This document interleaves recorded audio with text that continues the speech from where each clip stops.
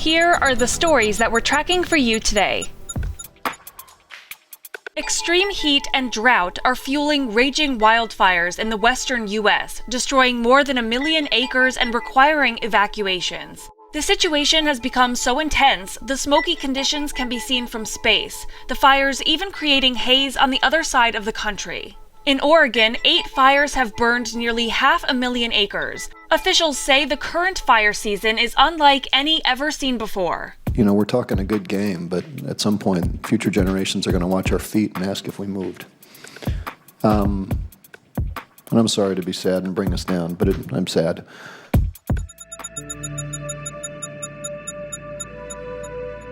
Stat of the day. American life expectancy dropped by 1.5 years in 2020, driven by COVID-19 related deaths. The decline is the largest seen in a single year since World War II, reflecting the pandemic's sustained toll on Americans and particularly the disproportionate impact on communities of color. Worries mounting as COVID cases rise again and vaccine efficacy appears to wane in the face of contagious variants. According to a new study, the Johnson & Johnson vaccine is much less effective against the Delta and Lambda variants than against the original virus. The conclusions adding to the evidence that J&J recipients may need to receive a second dose, ideally from one of the mRNA vaccines made by Pfizer or Moderna. However, U.S. health officials have so far insisted that booster shots are not needed at this time, and were quick to publicly dismiss Pfizer's desire to request approval for a third shot to boost recipients' immunity against more contagious strains.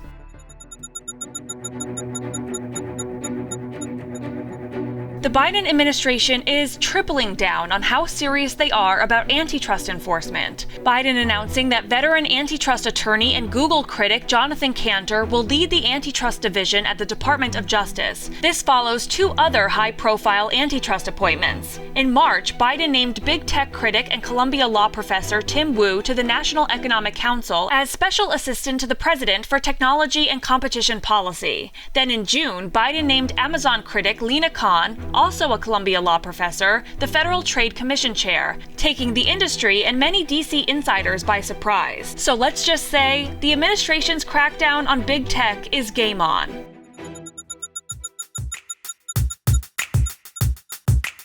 Record of the day, an under-the-radar milestone. 6 months in, President Biden has already appointed more black women to lifetime seats on federal appeals courts than all but one president in U.S. history. Biden is now responsible for 3 of the only 11 black women ever confirmed as federal judges since the U.S. courts began in 1789. The only other president who has appointed as many black women to federal appeals court seats was Bill Clinton, and he did it over the span of 8 years in office. Biden has made it a point to nominate people who have a wide range of backgrounds in race, gender, and experience. He has also vowed to nominate a black woman to the Supreme Court if the court has a vacancy.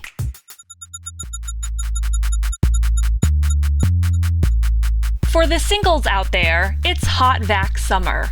That is, if they can remember how to date. Would you ever want to maybe, get, more groceries? Because you should go maybe get some more in case you run out? Yeah, of course.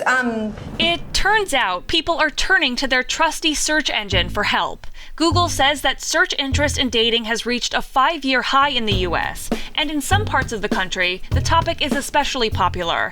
In Washington, D.C. last week, how to date was the top search.